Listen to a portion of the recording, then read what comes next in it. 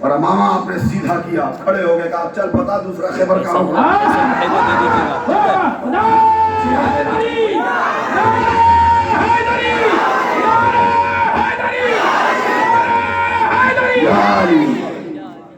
جب اس بدو نے دوبارہ چہرہ دیکھا جیسے لگتا تھا کہ لال سرخ بالکل سورج کی طرح، اور اس نے دیکھا کہ یہ وہی علی کا چہرہ ہے کہ خیبر بھی دیکھ کے جسے پگھل جائے۔ اللہ ان کے شہزادے کا کیسے حوصلہ پست ہوتا۔ اس زمانے میں بھی کچھ پلیز ہے جو چاہتے ہیں کہ آل حسین کے حوصلے کیسے پست کیے جائیں، لیکن نہ اس زمانے میں کوئی پروپوگنڈا کام آیا تھا، نہ اس زمانے میں، نہ قیامت تک کام آئے گا۔ حسین کو ہوشیار رہنا، جب حسین کی بات ہو، اہل بیت کی بات ہو، امام حسن کی بات ہو، سیدہ زینب کی بات ہو، خاتون جنت کی بات ہو، مولا علی کی بات ہو، سینہ ٹھوک کے کہو ہم پنجتن والے ہیں۔ ہمیں علی کا نام ایسا ہے، مشکل چاہے جتنی بڑی ہو، مشکل پڑے نام لو علی، مشکل ٹلی۔ علی کا نام تو ایسا نام ہے کہ جو بڑی سے بڑی مشکل ہو سامنے لے لو، علی مشکل کشا، تو وہ دم توڑ دیتی مشکل۔ اور پیارو، اگر ہم واقعی مولا علی کے دیوانے ہیں تو ہمارے احوال کیسے ہونے چاہیے؟ آج ہمارا سنی مسلمان نوجوان یہ سمجھتا ہے کہ ہم نے نعرے 10 مار لیے تو مولا علی والے ہو گئے۔ بے شک نہیں، بے شک تمہیں حق ہے یہ کہنے کا کہ ہم علی والے ہیں، لیکن پیارو ذرا بتاؤ، آج تمہارے سامنے مولا علی کی اولاد پوچھ رہی ہے کہ محبت جس سے کی جائے، دعویٰ کیا جائے، تو آخر جس سے محبت کی جاتی ہے اس کی کچھ مشابہت پائی جاتی کہ نہیں؟ بے شک بے شک۔ دعویٰ ہو حسنین کریمین کی محبت کا، دعویٰ ہو غوث اعظم کی محبت کا، کہتے ہیں غوث کا دامن نہیں چھوڑیں گے۔ ابے پکڑا کب ہے؟ غوث کا دامن پکڑنے والا چوراہے پہ کھڑے ہو کے دوسری بچیوں کو نہیں تاکتا۔ بے شک بے شک۔ غریب نواز کا دامن پکڑنے والا چہرہ بالکل چٹیل میدان نہیں رکھتا۔ بے شک۔ غوث اعظم کا دامن تھامنے والا کبھی نمازوں کو قضا نہیں کرتا۔ بے شک بے شک، واہ واہ۔ ایک فقیر، ایک بزرگ ایک قبرستان میں کھڑے، میت دفنائی جا رہی تھی، نوجوان بھی بغل میں کھڑا تھا، تو اس نے بغل کے کھڑے بزرگ سے کہنے لگا کہ بتائیے حضور، آج یہ وہ جو شخص قبر میں لٹایا جا رہا ہے، پرسوں تک ہمارے ساتھ چلتا ٹہلتا پھرتا تھا، آج اس کے اندر اتنی بھی طاقت اور قوت نہیں رہی، صلاحیت نہیں رہی کہ اپنا ہاتھ ایسے کر سکے یا سر قبلہ رخ کر سکے، لوگ کر رہے تو ہو رہا ہے۔ تو فقیر نے کہا کہ بتاؤ، اگر اس کو اسی قبر کے عالم میں زندگی اللہ اٹھا دے، زندگی دوبارہ دے دے تو یہ کیا کرے گا؟ حضرت کیا کہتے ہیں، ایسے عالم میں کوئی بھی زندہ ہو جائے گا تو اٹھ کے مسجد میں جائے گا، ساری زندگی سجدے میں رہے گا۔ سبحان اللہ، سبحان اللہ۔ فقیر مسکرایا، کہا بیٹا وہی تو سمجھانا چاہتا ہوں، اس کو تو وہ مہلت نہیں ہے لیکن تیرے پاس ابھی وہ مہلت ہے۔ اسی فقیر کو لوگوں نے دیکھا کہ بازار میں دکانوں میں لوگ مصروف ہیں، موبائل بیچ رہے ہیں، راشن بیچ رہے ہیں، کپڑے بیچ رہے ہیں، کیا کیا بیچ رہے ہیں، اور وہ فقیر چیخ رہے ہیں، چلا رہے ہیں۔ کسی نے دیکھا کہ بابا سب اپنے اپنے میں مست ہے، تم چیخ پکار مچائے ہو، معاملہ کیا ہے؟ کہ میں بندوں کی اللہ سے صلح کرانا چاہ رہا ہوں، اللہ تیار ہے، بندے کے پاس وقت نہیں۔ کیا کہنا؟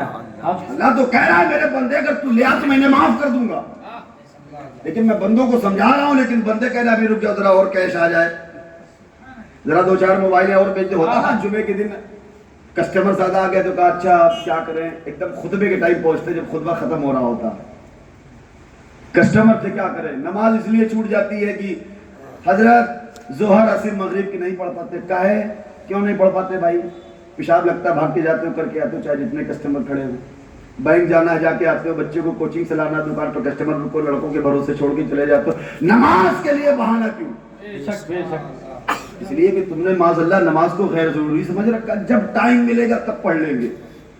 پیاروں جب موت آئے گی تو بغل میں رکھی ہوئی کرسی کو چھونے کا بھی موقع نہیں دے۔ بے شک بے شک، بہت خوب۔ یہ جو ہماری زندگی کے لمحات ابھی باقی ہیں، اسے آپ غنیمت سمجھیں، نہ جانے کس پل موت ہمیں آ دبوچے، اور ساری پلاننگ ہماری لائف ٹائم کی دھری رہ جائے گی، خون کے آنسو روئیں گے، کاش اسی وقت ہم نے سن کر عمل کر لیا ہوتا، تو آج ہمیں خون کے آنسو نہیں رونے پڑتے. بے شک. اللہ اتنا غفار ہے, قرآن میں فرماتا ہے یا ایھا الانسان ما غرک بربک الکریم.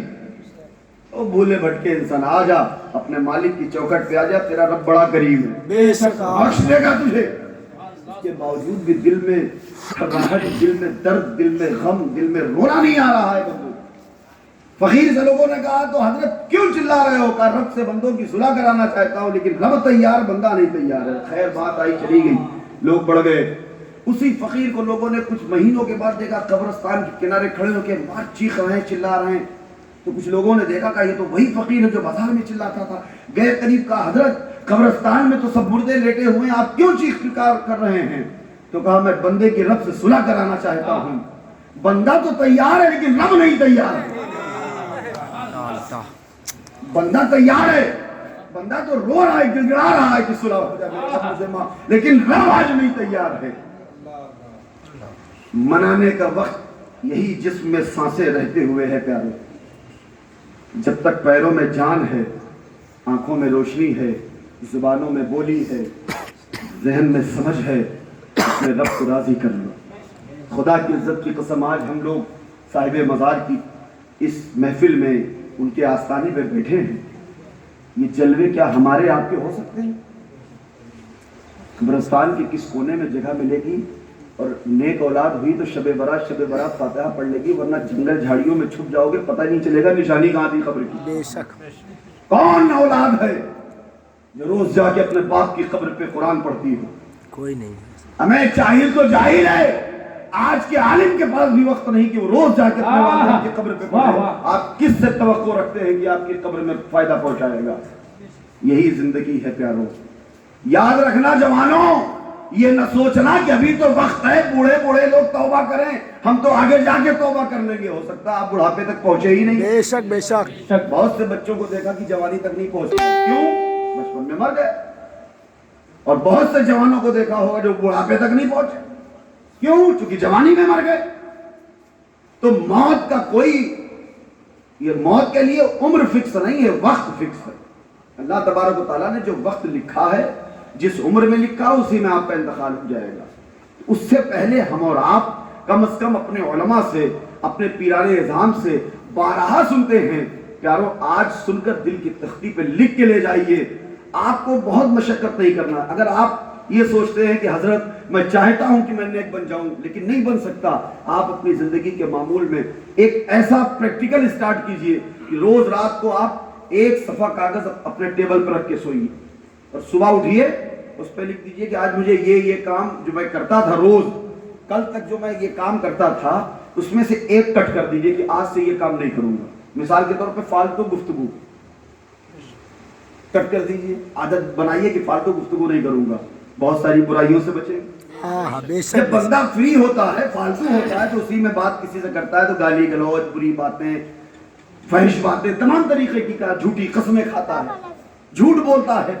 اب وہ اگر سوچ لے مجھے فالتو بات نہیں کرنا ہے, ادھر ادھر چوراہوں پہ, چائے کی دکانوں پہ بیٹھ کے, کٹ. دوسرے دن سے اسٹارٹ کرو کہ یار مجھے جو ہے جھوٹ نہیں بولنا, مجھے جھوٹ بے وجہ کوئی لطف نہیں ہے, کوئی فائدہ نہیں ہے, سوائے اپنی آخرت خراب کرنے. جھوٹ سے کیا حاصل ہے؟ ایک کٹ مار دو, جھوٹ سے ہمیں بچنا ہے انشاءاللہ. عادت بنائیے. ایسا ہوگا کہ کل اگر 50 جھوٹ بولتے تھے تو اب جو صبح آ رہی ہے آپ نے ارادہ کہ آپ جھوٹ نہیں بولیں گے. ہو سکتا ہے کہ ہر بار جب عادت کے مطابق آپ نے کسی بات میں جھوٹ بولنے کی کوشش کی یا زبان پہ جھوٹ آنے ہی والا تھا, خیال آئے گا کہ یار میں نے ایک لائن آج کٹ کر کے آیا ہوں کہ اب میں جھوٹ نہیں بولوں گا, تو میں جھوٹ نہیں بولوں گا, کسی بھی حال میں جھوٹ نہیں بولوں گا. ہو سکتا ہے جو 50 جھوٹ بولتے تھے شام تک ایک ہی جھوٹ نکلے, اس سے بھی توبہ ہو کے دوسرے دن سدھار. بے شک. بے شک. اگر آپ اپنی زندگی کو یقیناً اللہ اس کے رسول کی رضا کے مطابق گزارنا چاہتے ہیں تو آپ چاہیں تو روز صرف ایک غلطی چھوڑ دیں تو انشاءاللہ تبارک و تعالیٰ 6 مہینے میں آپ کی زندگی سے یہ تمام گناہوں کی عادت ختم ہو جائے. دیکھیے ہدایت اللہ کے ہاتھ ہے لیکن کوشش بندے کے ہاتھ ہے. جب کوشش کرے گا, قرآن میں اللہ تبارک و تعالیٰ فرماتا ان تحبط اعمالکم وانتم لا تشعرون, ان قریب ان کے سارے اعمال ضبط کر لیے جائیں گے اور انہیں اس کی خبر بھی نہیں ہوگی. تو اب اس سے میں جو سمجھانا چاہتا ہوں, دیکھو اللہ تبارک و تعالیٰ جو سمجھانا چاہتا ہے اس آیت کے ذریعے بندوں کو کہ میں بندوں جسے معاف کرنا چاہتا ہوں اس کے دل میں احساس ڈالتا ہوں کہ بندے تجھ سے غلطی ہو رہی ہے. جو گناہ کر کے نادم ہو پچھتائے اور توبہ کر لے آخر یاد رکھو اسے رب معاف کرنا چاہتا ہے. بے شک اور جو گناہ کر کے ایسا اسے لگے کوئی مکھی بیٹھی اڑ گئی پھر سمجھ لو کہ ان تحبط اعمالکم وانتم لا تشعرون. پھر تو اس کی قسمت میں جو گناہوں کو حقیر جانے یعنی گناہ کو بہت کوئی چھوٹی موٹی ایسی چیز سمجھے کہ جیسے کوئی ہوا چلی کان سے گزر گئی. جس نے عادت بنا لی اپنی زندگی میں گناہوں کی کہ ٹھیک ہے یہ جرم ہو گیا پھر اس کو ایک سیکنڈ میں بھلا دیا اس نے جیسے معلوم ہوتا ہے ریفریش مار دیا اپنے آپ کو کہ نہیں میں ٹھیک ہوں بالکل تب تو اس کے لیے غمناک بات ہے رونے کی بات ہے. لیکن جسے غلطی کے بعد دل میں درد پیدا ہو دل میں فکر پیدا ہو اللہ کا خوف پیدا ہو جان لیجئے کہ اللہ اسے معاف کرنا چاہتا ہے اللہ اسے بخشنا چاہتا ہے. اور کیوں نہ بخشے کہ ہم لوگ اس کے محبوب کی امت میں بے شک ایسے کریم آقا کی امت میں ہیں. خدا کی عزت کی قسم آج مسلمان جو غلطیاں کر رہا ہے اس کی آدھی غلطیاں یہود و نصارہ نے کیا تو آسمان سے پتھر اور آنگارے برسے تھے. یہ صرف محبوب کا کرم ہے کہ امت اتنی گناہوں کے دلدل میں ہے برائیوں میں ہے لیکن آسمان سے پتھر و انگارے نہیں برس رہے ہیں بلکہ اس کے لیے بہاریں ہی بہاریں. تو جب یہ عالم میں ایسا معاملہ ہے تو اگر ہم نے اپنے آقا صلی اللہ علیہ وسلم کی سنتوں کو اپنا لیا ہم نے شیطان سے دوری اختیار کر لی تو یاد رکھیں کہ یہ جہاں بھی آباد ہو جائے گا اور وہ جہاں تو آباد ہو جائے گا. سبحان اللہ سبحان اللہ. اور یہ ساری چیزیں کب ملتی ہیں جب آپ کا رشتے روحانی مضبوط ہے. بہت سارے ایسے لوگ ہیں کہ جو 40 دن کے اللہ جانے کس کنگن کے چلے پہ کہاں کہاں گلی گلی شہر شہر جاتے ہیں. اماں ابا گھر میں بوڑھے خود چلے اللہ کو راضی کرنے 100 کلومیٹر دور. میں یہ فلسفہ نہیں سمجھ پایا. بوڑھے ضعیف بیمار ماں باپ گھر میں جبکہ وہیں عبادت کر کے اپنے محلے کی مسجد میں 5 وقت کی جماعت سے نماز پڑھ کے ماں باپ کی خدمت سے جو اجر ملتا وہ چلے میں جانے پہ کیا اجر ملے گا بے شک بے شک. کیا ملتا وجہ کیا ہے جو ہوا ڈائریکٹ اس کا سارا سب کچھ ستیہ ناش ہو جاتا. بے شک بے شک ارے ہمارا وجود جب ماں باپ ملے ہیں تو ہم وجود میں آئے ہیں بے شک بے شک. تو پھر بغیر رسول کے ہم خدا تک کیسے پہنچ سکتے ہیں. اور یاد رکھو مسلمانوں تم حضور کا نعرہ چاہے جتنا لگا لو کہ ہم حضور کے عاشق ہیں غلام ہیں لیکن جب تک اہل بیت پہ زندگی قربان نہیں کرتے جب تک اہل بیت سے محبت نہیں کرتے یاد رکھنا تم حضور کی محبت کا دعویٰ تو کر سکتے ہو لیکن وہ محبت جھوٹی ہے حضور کی بارگاہ کے قریب نہیں جا سکتے. کیونکہ اللہ کے رسول صلی اللہ علیہ وسلم نے فرمایا کہ جو میری محبت اور میری اہل بیت کی محبت میں مرے گا وہ شہید مرے گا اور جو میرے بغض میں اور میری آل کے بغض میں مرے گا جب مرے گا وہ کفر پہ مرے گا. کیا کہنا ہے بہت. اب وہ مالدار ہو عالم ہو جاہل ہو ماسٹر ہو کلیکٹر ہو فلاسفر ہو کوئی ہو لیکن زندگی ضابطے کے ساتھ اگر گزری صحابہ کرام کے طریقے کے ساتھ گزری تو یاد رکھو کامیابی ہے ورنہ تہس نہس معاملہ ہے. پیاروں اس بس میں آج ہم اور آپ بیٹھ کر اپنے خالق حقیقی کی بارگاہ میں کچھ جملے سن کے اور کہہ کے یہ امید کریں کہ پروردگار آج تیرے محبوب بندے کو ہم وسیلہ بنا کر اس فقیر کو گواہ بنا کر تیری بارگاہ میں ہم اپنی تمام جرم اور خطاؤں سے توبہ کرتے ہیں. اور انشاءاللہ تبارک و تعالی جو لوگ ابھی تک نماز پنجگانہ کی عادت نہیں ڈالے ہیں وہ دل میں عہد کر لے مولا ہم تجھے گواہ بناتے ہیں کہ کل فجر سے انشاءاللہ ہماری نماز نہیں چھوٹتی. بے شک بے شک. تبھی تو ان جلسوں میں بیٹھ کے رات کی نیند کی قربانی دینے کا فائدہ ہے ورنہ کیا مطلب ہے.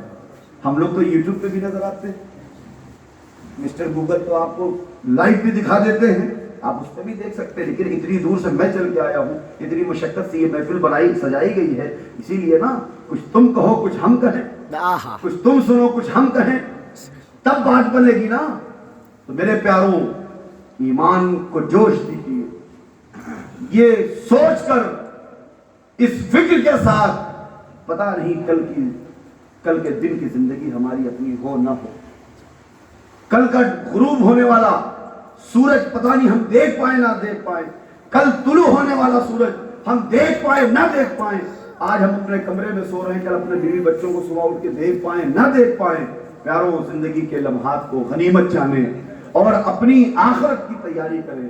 دیکھیے اس زمین پر ہر کوئی آیا, تجارت کیا, بیوی بچوں کا خیال کیا, والدین کی ہم اور آپ کوئی نرالے نہیں ہے کہ صاحب ٹائم نہیں مل رہا. یہ جس کے لیے آپ جتنی فکر میں جدوجہد کر رہے ہیں نا, یہ سارے کے سارے جسم سے روح آپ کے نکلے گی, کونے میں رکھ دیں گے, خوف آنے لگیں گے, بچہ جائے گا روکے گی اور ابا مر گیا جانا نہیں, ڈر جائے گا. میری باپ جو سینوں پہ لے کے سوتا تھا آج اس سے خوف آنے لگا ہے. پیاروں کیا چیز اپنی ہے اس دنیا میں؟ ہاں اگر اپنی ہے تو اللہ کی رضا جوئی اپنی ہے, محبوب کا عشق اپنا ہے, اہل بیت کا پیار اپنا ہے, ستھرا کردار اپنا ہے. اہل بیت اطہار کے توسل سے اتنی محبت کیجئے کہ زندگی سے خطائیں نہیں دور ہو جائے. جب کوئی خطا کا گمان بھی دل میں آ جائے یا کوئی تمہیں گناہ کرنے پہ آمادہ کرنے لگے, اس سے دو ٹک کہہ دو, انا خاف اللہ, کیا کہنا, مجھے اللہ سے خوف آتا ہے. یہ کہہ دو گے تو میرے آقا صلی اللہ علیہ وسلم فرماتے ہیں انا حبیب اللہ, میں اللہ کا حبیب ہوں. اور جو جوان اللہ سے خوف کھا کر توبہ کر لے وہ بھی اللہ کا حبیب ہے. بے شک بے شک. میرے پیاروں, اللہ کی رحمت کے دروازے آج کھلے ہوئے ہیں. آئیے ہم اور آپ اس میں داخل ہو جائیں, اپنے رب کو منا لیں.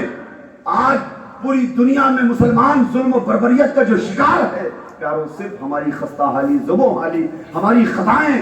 ہم اتنی عظیم امت ہو کر, ایسے برحق مذہب پہ ہو کر, ہم عالم یہ ہے کہ مسجد میں جمعے کے دن جاتے ہیں تو یوں پیچھے کی جیب سے رومال نکال کے یوں باندھ لیتے ہیں جیسے کسی گردوارے میں جا رہے ہوں, کوئی فارمیلٹی کرنے جا رہے ہوں, اور 2 رکعت نماز پڑھ کر ایسا مسجد سے بھاگتے ہیں کہ جیسے معلوم ہوتا ہے کہ 6 سال کے بعد ضمانت تہاڑ جیل سے ملی ہے, اور ہم بھاگ رہے ہیں. اور ٹوپی اور رومال کو ایسا باہر مسجد سے آگے کھوس دیتے ہیں کہ کہیں کوئی پہچان نہ لگے مسلمان جا رہا. یہ قوم دیکھیے آپ, کسی بھارت کی سرزمین پر جسے سکھ کہا جاتا ہے, آج پوری دنیا انہیں سردار کہتی. کیوں؟ سردار تو آپ تھے تمام قوموں. پوری دنیا میں انسانوں میں سردار کون تھے؟ نبی والے تھے. لیکن انہوں نے اپنے مذہب کو اتنی سختی کے ساتھ پالن کیا ہے, اپنے مذہب کے قوانین کا, کہ پگڑی باندھنا ہے تو باندھنا ہے, داڑھی رکھنا ہے تو رکھنا ہے, کٹاری رکھنا ہے تو رکھنا ہے, کیش بڑھانے ہیں تو بڑھانے ہیں. جسے پسند کرنا ہو پسند کرے, جسے ناپسند کرنا ہو ناپسند کرے. لیکن ہائے مسلمان, افسوس ہوتا ہے یہ اتنی عظیم قوم, آج پورا یورپ داڑھی رکھانے کو آمادہ ہے, مجبور ہے, صرف اس لیے کہ انہوں نے پڑھ لیا ہے ریسرچ کر کے کہ جس نے داڑھی رکھا لیا اسے کینسر نہیں ہو سکتا. اللہ. لیکن ہمارا نوجوان چٹیل میدان پہ بلے بازی کرنے کے لیے آج بھی جلدی سے کھوٹی نکلی تو کھرچوا لیتا ہے جلدی سے, کہیں ایسا نہ ہو کہ کوئی دیکھ لے کہ کبھی اس میں بال بھی اگا تھا. میرے پیاروں, ایسا نہ کرو کہ خدا نہ خواستہ موت ہو اور کفن میں لپیٹ کے قبر میں جاؤ, اور فرشتے جب کفن کھولیں تو چٹیل میدان چہرہ دیکھ کر کہیں یہ نہ جانے یہودی ہے, نہ جانے عیسائی ہے, کہ مجوسی ہے, کس قوم کا ہے, سختی کے ساتھ اٹھا کے بیٹھا دے. اور اگر چہرے پہ رسول پاک صلی اللہ علیہ وسلم کی سنت, اللہ کا نور لے کے گئے تو فرشتے کفن کھولیں گے, کہیں گے تو مصطفیٰ والا تو اللہ کا نور لے کر آیا ہے. فرشتے جب پہلے ہی, فرشتوں کی سختی تو پہلے ہی سرنڈر ہو گئی کہ نہیں یہ تو مصطفیٰ والا ہائی پاور لے کے آیا ہے, ہائی سورس لے کر آیا ہے. بڑے محبت سے بٹھا کے کہا جا رہا ہے من ربوں کا, آدینوں کا, ما کنت تقول فی شان حاضر. پیاروں, ایسی عظیم امت ہیں ہم کہ حضرت ابو عبیدہ بن جراح نے جب حضرت امیر المومنین عمر فاروق اعظم کو یروشلم کے فتح کے بعد بلایا دعوت دے کے حضور آ کے نظارہ دیکھیں, اور حضرت عمر فاروق اعظم جب پہنچے وہاں دہاڑے مارتا ہوا 9 مسلموں کا مجمع دیکھا تو حضرت عمر کی آنکھوں سے آنسو آ گیا.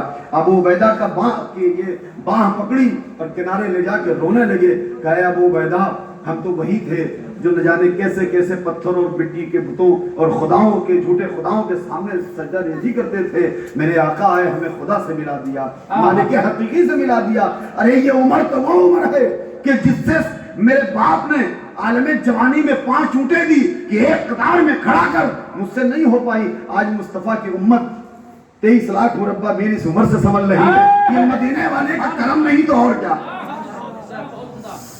लेकिन हजरत उमर फारूक आजम ने एक पैगाम दिया कि ए अबू उबैदा, कह देना उम्मत मुस्लिमा से, यरूशलेम में जो मुसलमान बसते हैं, कह देना कि जब तक हम इज्जत, शोहरत, दौलत, सारी दुनिया की जितनी चीजें, ईमान, अकीदा, कामयाबी, कि जब तक उम्मीद मदीने वाले की चौखट से लगाए रहेंगे, पूरी दुनिया में सुरखरू रहेंगे, बेशक बेशक पूरी दुनिया में इज्जत वाले रहेंगे, कामयाब रहेंगे।